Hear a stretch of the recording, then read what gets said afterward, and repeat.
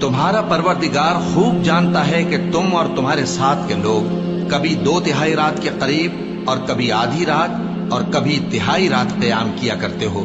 اور اللہ رات اور دن کا اندازہ رکھتا ہے۔ اس نے معلوم کیا کہ تم اس کو نبھا نہ سکو گے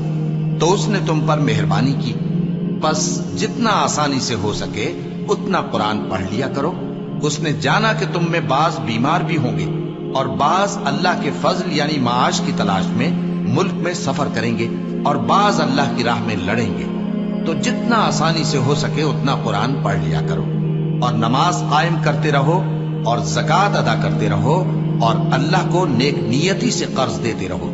اور جو عمل نیک تم اپنے لیے آگے بھیجو گے اس کو اللہ کے ہاں بہتر اور صلے میں بہت عظیم پاؤ گے، اور اللہ سے بخشش مانگتے رہو، بے شک اللہ بخشنے والا ہے، مہربان ہے۔